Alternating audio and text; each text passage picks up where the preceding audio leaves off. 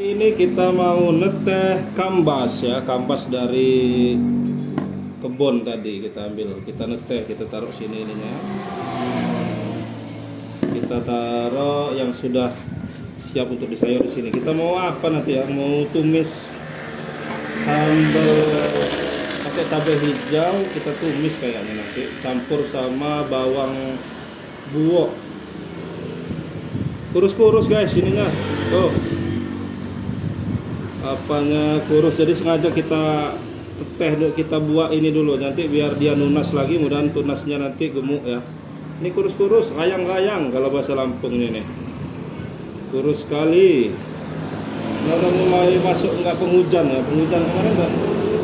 Nah ini agak gemukan dikit sih, ada yang agak gemukan, ada yang kurus. Ini namanya kambas. Rasanya pahit-pahit nyoy, enak, mantap dong.